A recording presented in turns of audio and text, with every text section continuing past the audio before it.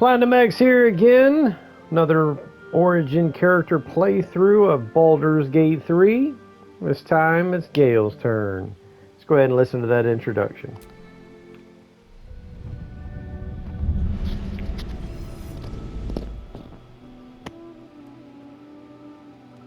Well met, stranger.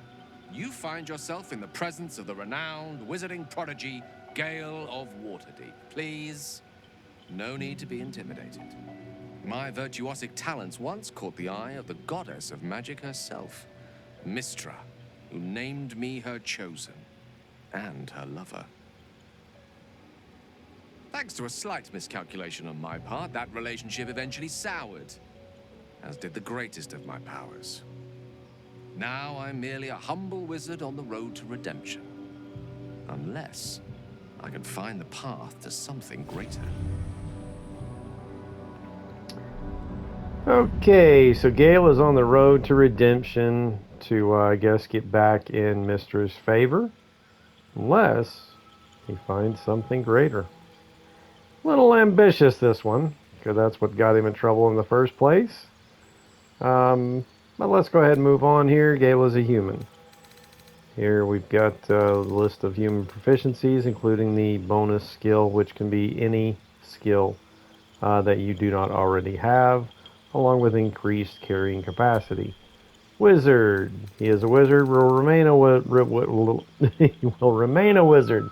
Now, when you start off, you can't change the class, but when you meet withers, you most certainly can change class. However, Gale is one of 3 origin characters that would be a complete story breaker by changing his class. I mean, if you want to dual class, but to go and change him, to change his class so that he was like not a wizard at all, not even a first level wizard, complete story breaker. But you know, again, you can do what you want to do. But anyway, so starting off, you can't change the class. And wizards get intelligence saving throw proficiencies as well as wisdom saving throw proficiencies. And we can bounce over here, get a little summary of both class and race proficiencies. So daggers are finesse. So when we get over to abilities, we're going to have a higher dexterity, which is for finesse. We're going to have a higher dexterity than strength. So what I always like to do is equip Gale with a dagger instead of a staff, because the staff would be strength. So we'll have a bonus with a dagger, but he will not have, I'll actually have a negative with a staff. But of course, later on, as you play, you're going to find staves that do, that are specifically for wizards or spellcasters that do affect their spell casting in some way, or cast, or has charge or can cast a spell themselves. So later on, there'll be some good staves to use for your wizard. But starting off, better just stick a dagger in his hand and ditch the staff. Because the starting staff is just a stick. Like crossbows, again, dexterity. But all these, for all these spears, pikes, halberds, glaives, for being a human, he's got these proficiencies. That's strength. So it's not likely he'll ever be using these. He does also get light armor proficiency and shields. That means he can wear light armor and hold a shield and still cast spells.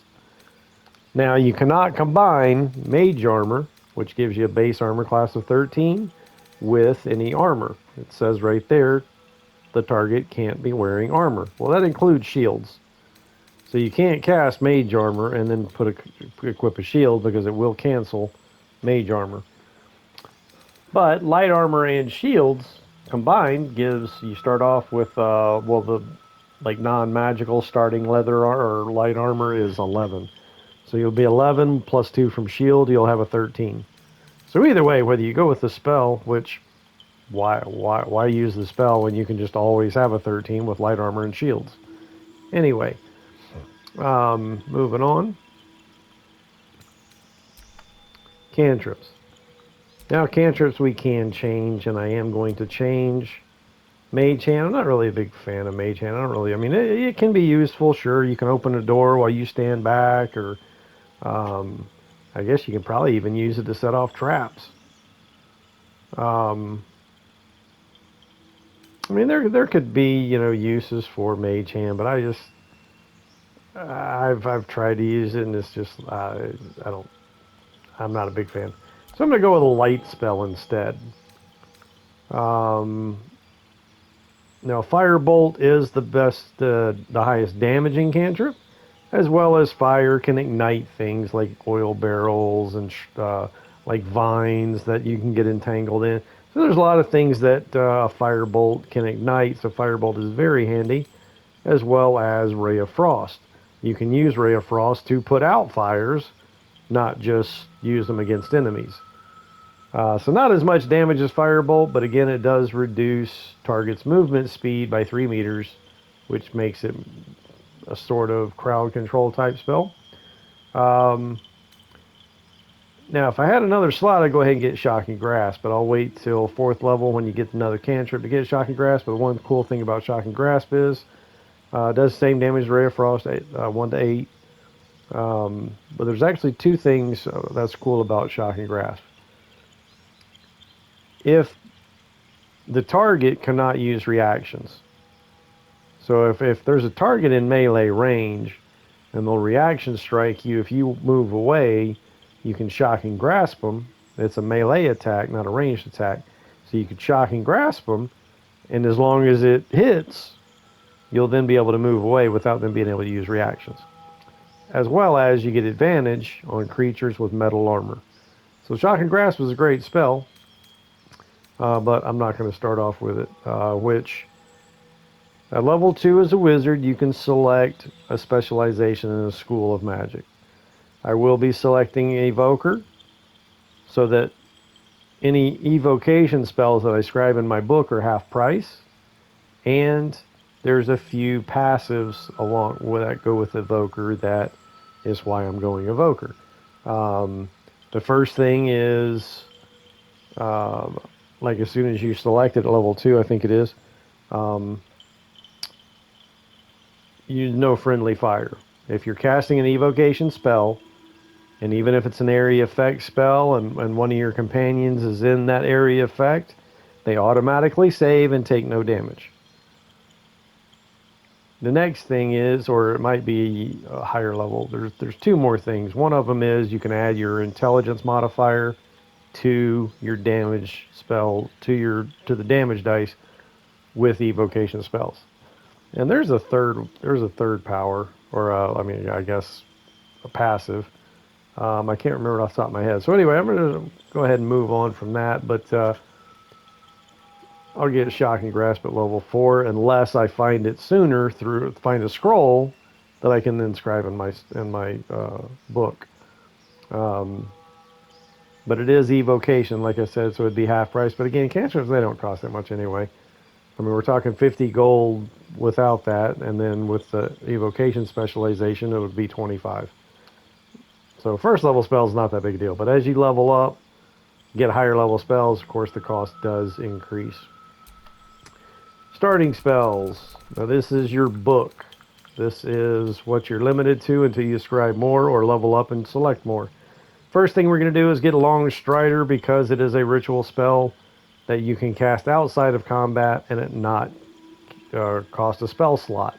Makes it a great spell, a great buff. Lasts until long rest. So again, since it doesn't take a spell slot if done outside of combat, cast it on your entire party.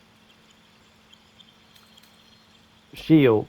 Reactions. It's a reaction. So if somebody attacks you, you can cast Shield to increase your armor class by 5 points, so they'll hopefully miss. And you take no damage from magic missiles. Great spell. Sleep. Very, very useful early on. As soon as you start, and early on, sleep is awesome because there's no save. It's strictly based on hit points. If they've got 24 points or less, they're going to sleep. And you can cast it on multiple enemies. If you got 3 enemies that don't have no more than 8 hit points each, Put all three of them to sleep. But its usefulness starts dwindling down the higher level you get because things will have more hit points. But of course, you can cast higher level. You can use a higher level slot to increase the number of hit points you can affect. Like I know off the top of my head, level 3 or a level 2 slot, I'm sorry, a level 2 spell slot would affect 32 hit points. So I guess it increases 8 hit points per level. I'm guessing. Tasha's Hideous Laughter is a great spell, but it is a savings throw, and it is also concentration. So I'm not going to be selecting it. I am, however, going to select Find Familiar, Grease, and the one thing about Chromatic Orb is 3 to 8 damage is pretty much the best damage of a first level spell. And you can select other elements like fire, cold, even poison, acid, and there's a chance that it will create surface as well under their feet. But they don't do as much damage as thunder. They do less damage. But what's great about Chromatic Orb and the thunder damage is those scrying orbs floating around that you encounter as early as the Goblin Camp. But there's more throughout the game. You're going to encounter them all the time. They're resistant to most types of damage, except thunder. They're vulnerable to thunder. So it's great to have a thunder spell to take out those scrying orbs or those scrying eyes, whatever they're called, and before they call reinforcements. I don't necessarily need to take it at first level, though. I can either find a scroll or choose it on a level up. Let me take a look here real quick just to make sure. But it is a great damage spell. Again, 3 to 8 damage for a first level spell is great. Magic Missile never misses. You don't have to roll to strike. And you can split the missiles. So, what's it going to be? Or we could go with Ice Knife. That's a conjuration spell. Problem with Ice Knife, though, is it is area effect, and it's not an evocation. So again, it will affect any other party members in the area. But it does create a nice patch of ice. But I think going to stick, or it could go Burning Hands. I think I am going to go Ice Knife just simply because it's not an evocate. Well, no, hang on, timeout.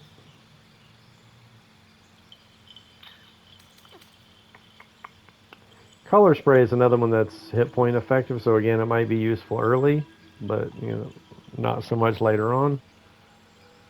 Could go Thunder Wave. Let's just go Chromatic Orb. Well, actually, Thunder Wave, is that evocation? It is evocation. Witch Bolt really sucks. I mean, it does 1 to 12 damage, which is not the best. And as long as you hit with it, you can just not recast it, but like activate it. It's a concentration spell, so you can just activate it the next turn and do 1d12 damage again without rolling a strike roll. But it sucks. I don't care for Witch Bolt, but it is a level 1 lightning damage spell. All right, I'm going with Chromatic Orb. Screw it. All right. These are the ones that are prepared. Looks good. Sage, Arcana and History is the skills for Sage. Both intelligence. Okay, so starting bonuses, we got intelligence. Of course, that's our primary stat. We're going to leave that. Constitution. Thing about Constitution, it is anytime you're concentrating on a spell and you get hit, you have to roll a concentration save. Well, that's a Constitution savings throw for concentration. So that's probably why he has Constitution. as the second bonus. So we're going to leave that because we definitely want to keep a high bonus for concentration. So what we can do here is we really do not need charisma. Take 2 points out of that. And I really don't like starting with odd points because that odd point does nothing. 16 is a +3. A 17 is a +3. So I'm going to take those 2 points out, or take that 1 point out, which again is 2 distributing points. And then I'm going to pop that into Constitution to get that up to 16. That's the highest we can get Constitution. Can't really take it any higher.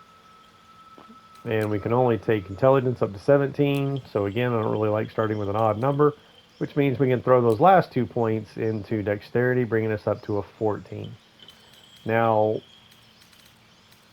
I don't recommend ever reducing most of these stats to 8, because that would then be a negative. Charisma, yeah, it's not that big a deal. So I could go 8 charisma and put that into wisdom. However, I think I'm going to just leave this balanced, so they're not, neither one of them is a negative. And of course, we really don't need strength with this class, so that can be a negative.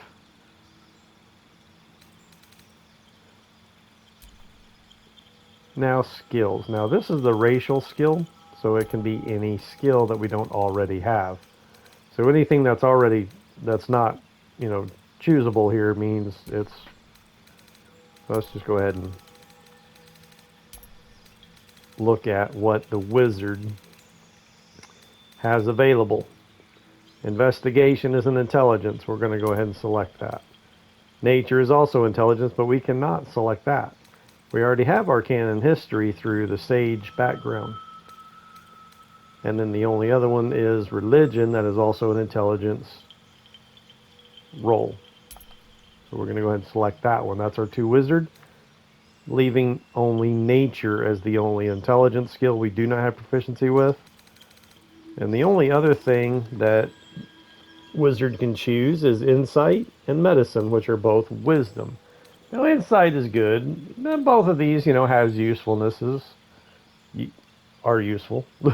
But I really don't have any other bonuses from wisdom since I'm starting with a 10.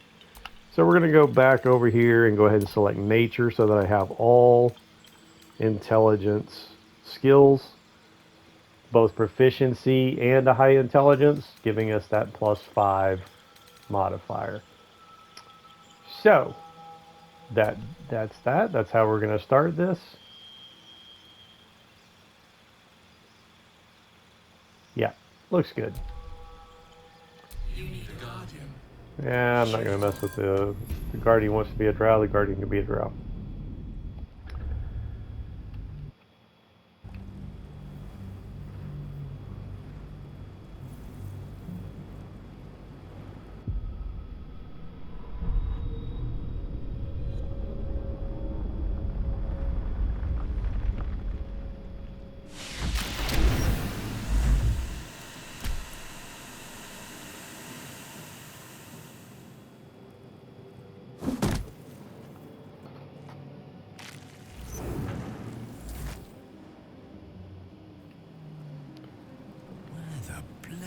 Am I? That's it? Alright. So where the blazes am I? Gale just totally lost. So anyway, thanks for watching. Like and subscribe. Stay tuned for more. To see the story from Gale's perspective. Not sure when this playthrough will actually happen, but I've got other things on my plate at the moment. I just wanted to go ahead and get the character creation out of the way and make the changes necessary before starting the playthrough. But keep in mind, what is the mission? Well, he's either on the road to redemption to patch things up to get back in Mistress' favor, or he's just looking for something better. Quite the optimist. Anyway, again, thanks for watching, like, and subscribe. See you next time.